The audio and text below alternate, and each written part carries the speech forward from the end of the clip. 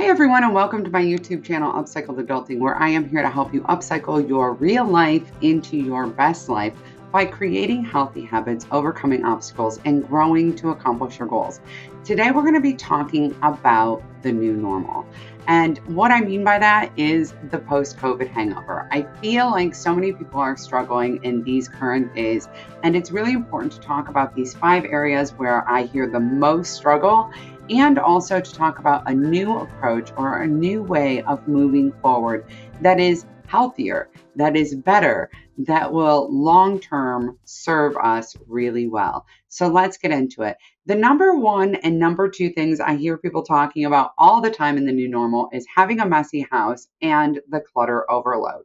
And the reason for this is during the time when we were in isolation and people were not coming over and they were not visiting us, a couple different things happened. One is oftentimes we didn't keep up with the house quite as much because we weren't tidying for company. We weren't dealing with people coming into our homes. And to be honest, we were overloaded. We were all working from home. We had our kids at home doing school. We were barely able to get the things done that we needed to get done just to survive on a day-to-day basis. So your house might be a disaster area. And the thing that I want you to know is you're not alone. This is actually the number one thing people tell me about their adjustment to the new normal is the way that they are struggling to get their house back in order. I want you to know that it's okay. You are not lazy. You are not problematic. It is overwhelming, and everyone is having this experience right now. Start with something really, really small. Whatever you're thinking right now, make it smaller. You're going to hear me say that over and over again because it is so vitally important that we start with something small. And in the meantime, I would like for you to know that this is part of so many people's new normal. It's okay. Have people over. Stop continuing to isolate yourself. Start having guests over, even if your house really is a mess. Maybe get a box and put everything on your kitchen table in the box and order some pizza so that you have somewhere to sit and eat. That's it. That's enough. If it's nice outside, hang out on the deck with your friends. But it's really important that we actually start recreating these connections. And that means that we can't wait until our house is Instagram clean before we have people come over. So take on one small thing, maybe create a category. I am obsessed with Casey Davis. You can find her at Domestic Blisters, and she has the 5-item method of cleaning the house where she picks up trash, puts the dishes in the sink, collects the laundry, puts away things that have a place, and then just puts all the things that don't have a place into one area to then later have places found for them. And if all you can do is get the trash from one room, okay, from one room, that's enough today. Really, that's enough. But we have to start doing it in very, very small chunks. And I really cannot emphasize enough how common this is and that you're not alone, because I think that the shame makes it much harder to deal with this. The number two thing I hear all the time again is clutter overload.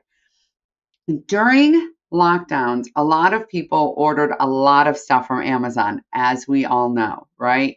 And because of that, we had all kinds of things coming to our houses and we were unable to donate anything. So even if you went and purged in a room, donating was really, really hard. If you check out my blog, I have a link on there that will tell you all the places that will come to your house to pick up donations, because you don't have to load them in your car. You can put them on your porch. You can call and make an appointment and someone will come get them for you.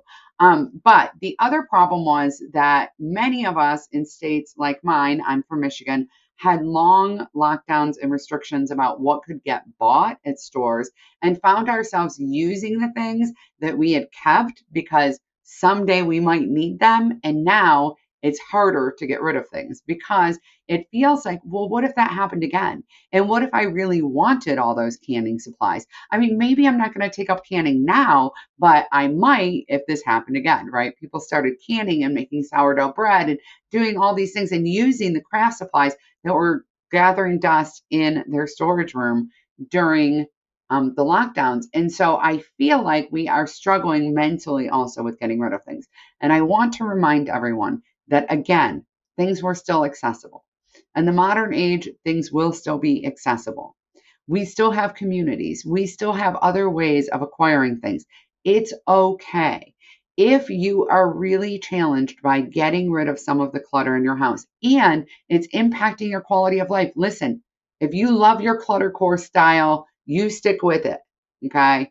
You don't mind having a guest room that is committed to all of the things that you are saving, go for it. My mom has a basement that is filled with things that she's saving. And whenever any of the grandkids gets their own place, they shop in grandma's basement. They go and find silverware and glasses and decorations and all kinds of things.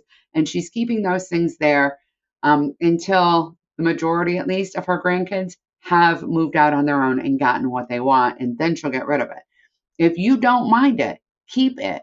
But if it is troubling you, please know that there are ways to address it. If you check out my blog, I'll go ahead and link it below. There's a list of ways to deal with your clutter that are slow, approachable, and that will work in your real life. Number 3 is routine breakdown. So many of us struggled with our routines during the pandemic. I know I did. The biggest routine I struggled with was literally putting on pants. I wore pajama pants every single day of the pandemic. And then afterward, my pants didn't fit me. I am totally not alone in this. So many of you have told me this. But it was because my routines broke down. I wasn't leaving, I was working from home. Everything was done differently. Nobody was getting up and going off to school. So it was very, very different in my house. And that caused a lot of breakdowns in routines. It's already hard for me to create routines, right? And so this breakdown in the routines was astronomically difficult to get over. And one of the things I found really helped me here was to get into those routines really gradually, not to expect myself to be fully back into my morning or my bedtime routine, but to add one little thing at a time as if I was starting all over from scratch.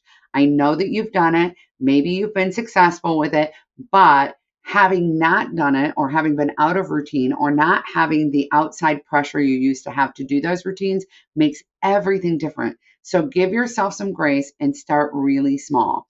I use the Routinely app to help me with my routines, creating routines, sticking to routines, because I love being able to customize what days of the week things happen. I love being able to customize timers. I love being able to customize everything basically. And I like being able to skip. Like if there's some emergency or something happens, I can skip something and it doesn't go against my streak. And I find that really motivating. So I'll go ahead and link that below as well so you have it. Number 4 is a lot of us are dealing with loneliness. We lost friendships. We lost connections. We've been isolated for too long. And it is absolutely against normal human behavior to go through a crisis and do it alone. And collectively, we went through a crisis. So I'm going to go lean right into number 5, which is mental health. A lot of us are having mental health struggles because of this. So between the loneliness and many of us experiencing depression and anxiety, it is incredibly burdensome. I highly recommend that you start putting yourself out there again. Ask a neighbor for help with something, offer to help with something, join a club or an activity or an event. One of my clients was just telling me that she joined a social group, and that the first 2 times she went to the social group, she just drove there and then she wasn't ready to go in. So she went right back home. That's okay. I want you to know that it's okay to take the small step of just getting ready. It's okay to take the small step of getting ready and getting in your car, getting ready, getting in your car and driving there, even if you don't go in. It's okay. Take small steps in online communities. Start reaching out, start posting in those communities. I have a great Facebook group. If you want to get in there, I would love to have you. Again, I'll link it below. But where we support and encourage each other, we crowdsource and we lean into each other. And that can be a great way to start building connections in a way that feels a little less vulnerable, a little bit more safe, a little bit more inside your comfort zone. Because We all kind of have reset, and we need to start gradually and give ourselves credit for it. That is so essential to improving our mental health, to start creating those connections, to start giving ourselves credit where we need credit. Because in a lot of ways, when we look at the new normal, it's easy to feel like we're failing. It's easy to feel overwhelmed. It's easy to feel stressed. It's easy to feel like you're lazy. It's easy to feel like, why is this a problem? And nobody else is struggling with this. It's easy to feel that way.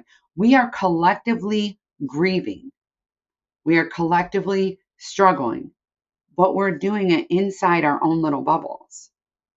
And it is so important that we recognize and realize that we've been through a lot of change. We've been through a collective trauma, that there's a lot of grief happening here, and that we give ourselves grace and we're patient and kind and gentle with ourselves as we're moving through this. It is so absolutely essential. I have to tell you, even if you have never needed help before, this is a time where you may find that you are served really well by therapy. And now you can go to therapy online, just so you know, through BetterHelp and places like that, making it super, super accessible to you. It may require some professional assistance, and that's not because you're weak. It's not. It's because we have been through so much, not just in the last 3 years, but in the last 7. We have gone through so much, and we have become so isolated and so divided and so stressed out and so anxious and so overwhelmed.